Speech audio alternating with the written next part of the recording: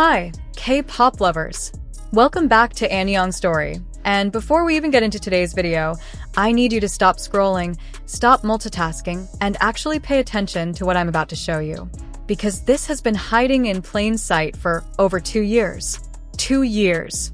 And somehow, the wider K-pop community is only just now catching up to what a handful of eagle-eyed fans noticed a long time ago. We are talking about a pattern, a deliberate, repeated, undeniable pattern that connects two of K-pop's most fashion-forward queens, and the babymonster member sitting right at the center of this entire conversation is none other than Chiquita. So if you're new here, welcome. Go ahead and hit that subscribe button right now because this is exactly the kind of deep dive that Annyeong Story was built for. And if you've been here for a while, buckle up because today we are going all the way in. Let's go back to where this story actually starts. The year is 2024, and babymonster is in the middle of their debut promotional era. Sheesh dropping first, then Forever arriving in July, and the entire K-pop world is watching this 7-member powerhouse from YG Entertainment figure out exactly who they are. Every comeback, every stage appearance, every music video is being dissected by fans hungry for something to analyze. And in the middle of all of that, something quietly starts to happen that doesn't make headlines. Not yet, but gets lodged into the back of certain fans' minds. During the Forever era specifically, Chiquita steps out in a look that makes people stop mid-scroll. She's wearing a white denim corset paired with a light blue denim miniskirt from the brand El Sol, with ribbon and lace accents that give the whole ensemble this soft but structured, sweet but powerful energy that is very, very Chiquita. Beautiful outfit. Sophisticated, fashion-forward, completely her. But also, and this is where it gets interesting, disturbingly familiar to anyone who had been paying close attention to aespa's Karina and her iconic fashion moments over the previous year. The denim corset silhouette, the clean structured lines, the elevated styling language, it matched the energy of looks Karina had become known for in ways that were too specific to ignore. Fans started putting photos side by side. Comment sections started buzzing. A video comparing the two went viral and racked up tens of thousands of views. And then, the way the internet always does, people moved on. The moment passed. The conversation faded. And everyone assumed it was just one of those things, a funny coincidence, a quirk of K-pop styling trends. Nobody thought to look for a pattern, until 2026 made that impossible to do. Because monstiez, June 8, 2026. babymonster releases their brand new digital single Sugar Honey Iced Tea, also known by its very intentional acronym, SHIT, and the music video is a complete visual event from the first second to the last. Every member delivers. The styling is operating at a genuinely high fashion level, and Chiquita in particular is commanding every single scene she walks through like she owns it.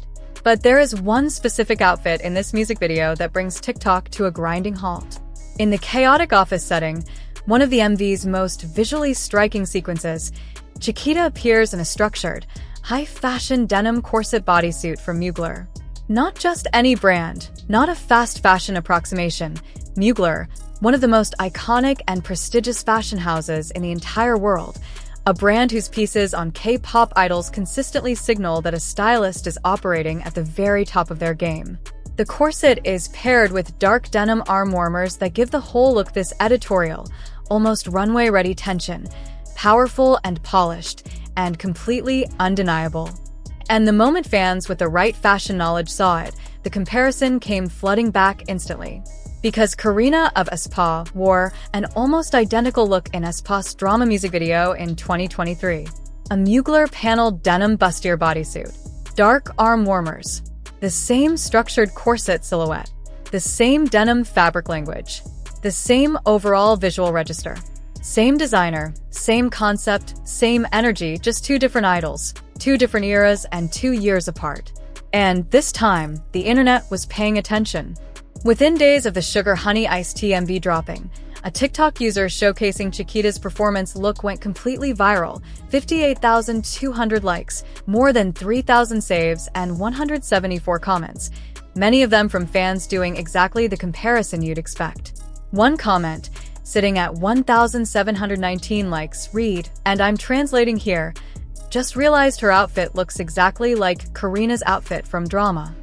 Another fan immediately posted a photo of Karina in the drama era. Mugler looked directly in the replies with a caption, "It reminds me of Karina's outfit."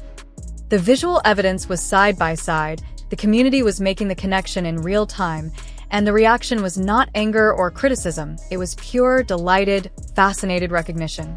Because these two looks, placed next to each other, are genuinely striking in their similarity. And the fact that it's happened not once but twice, across two completely separate eras, two completely different comebacks, two different points in babymonster's career, is the part that makes this so much bigger than just a fashion coincidence. Now, let's actually talk about what's going on here, because there are multiple ways to read the situation, and I think all of them deserve serious consideration. The first reading is the most straightforward one. This is a coincidence born of shared taste and shared access to the same fashion universe. Both Chiquita and Karina are dressed by top-tier styling teams working in a K-pop ecosystem where luxury designers like Mugler are extremely sought after across multiple groups. Denim corsetry has been one of the dominant trends in idol fashion over the past few years.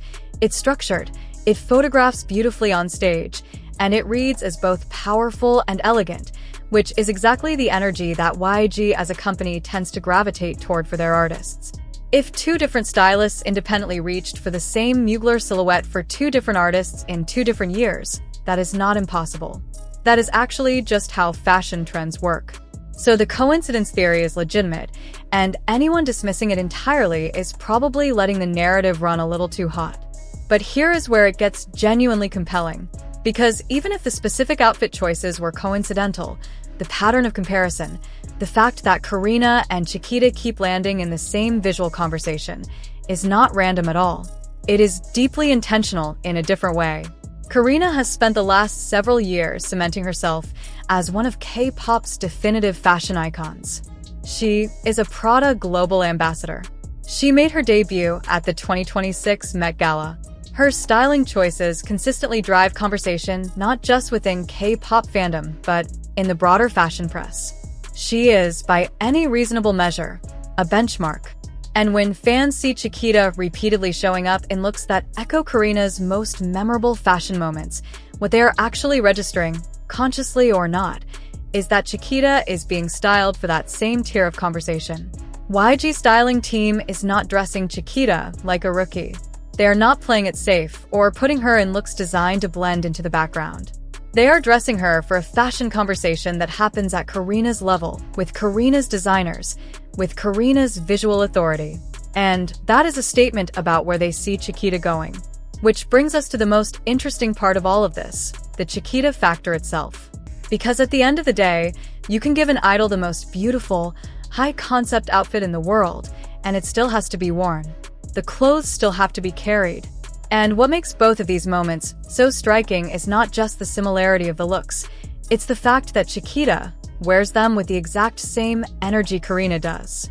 That same precision, that same controlled confidence, that same ability to make a structured, fashion-forward look feel like a second skin. When Karina puts on a Mugler corset, the whole room stops. And monstiez, when Chiquita put on that denim corset bodysuit in the Sugar Honey Iced Tea MV, the whole comment section stopped too. That is not a coincidence. That is range. That is star power. And the fact that fans are drawing this parallel without being prompted by any official narrative says more about Chiquita's individual presence than any styling team could plan for. So where does this leave us, monstiez? Is this a deliberate creative decision from YG's team? An intentional positioning of Chiquita in fashion conversations alongside the industry's biggest style icons? Is it a beautiful accident that keeps happening because two incredibly stylish people move in the same luxury fashion universe? Or is it something simpler and more exciting than either of those answers?